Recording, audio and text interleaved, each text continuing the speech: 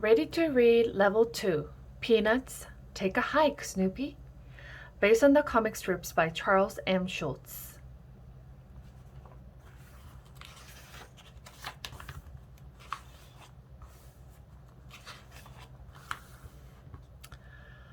The world-famous Beagle Scout leader was taking his troop on a nature hike and had plans for an overnight campout. "We will separate and meet back here in 45 minutes, Snoopy said to his scouts.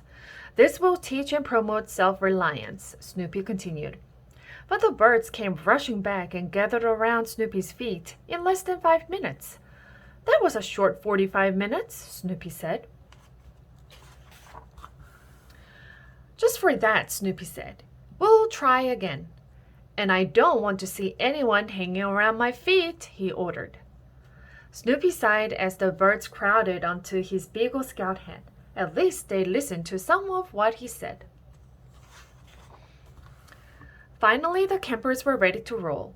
"We start our hike in exactly 1 hour," Snoopy told his troop. "I suggest you get your gear together right now." The scouts ran off to get ready for their overnight campout. Snoopy thought the birds would pack food, tents, and compasses. He rolled his eyes when he saw Woodstock return with golf clubs and Harriet carefully holding her angel food cake with 7-minute frosting. Snoopy wondered if the birds understood camping in the wilderness. But Snoopy knew the drill. He knew what gear to pack for a long hike. "Does everyone have a full canteen?" Snoopy asked. Woodstock, Harriet, Conrad, and Bill checked their backpacks. "You can't go on a long hike without water," Snoopy reminded them. "Always remember that water is our friend. Unless it pours on your camping trip." "Thanks, friend," Snoopy gurgled. They should have packed umbrellas.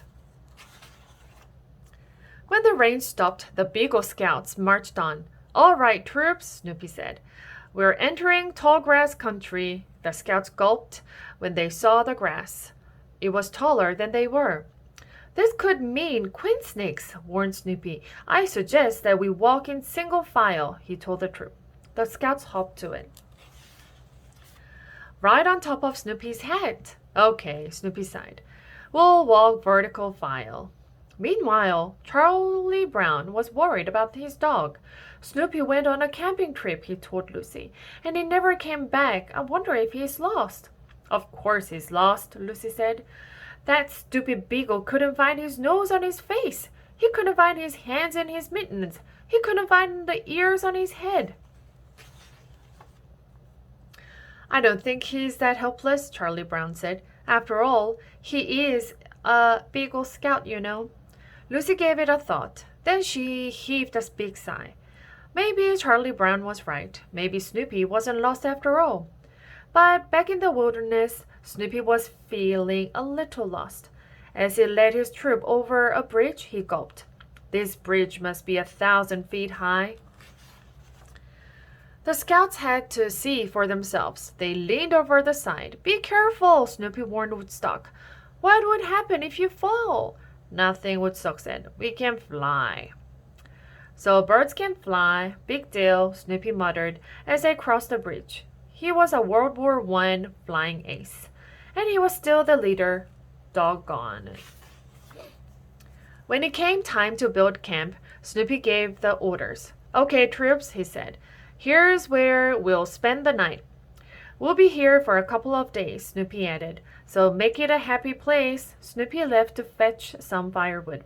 But when he came back, he was in for a surprise. Camp was not exactly what he had expected. The scouts had set up a Ferris wheel and merry-go-round. The next day, Snoopy was leading his troop through the woods when he heard the sweetest sound. He had to go home. They packed up and hurried to Charlie Brown's house. Charlie Brown was glad to see Snoopy, but he was also surprised. "You're out far beyond all civilization," Charlie Brown said.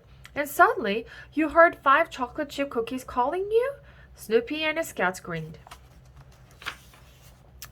After everyone had enjoyed the cookies, Charlie Brown had another treat for Snoopy. "Guess what, Snoopy?" he asked. Snoopy looked at the round-headed kid. Charlie Brown was holding a tent and pigs. Mom said I could pinch a tent and sleep outside tonight, Charlie Brown said excitedly. He started setting up his tent.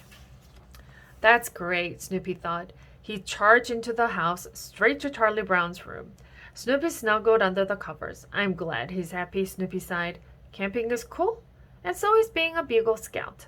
But real happiness is a nice, warm bed.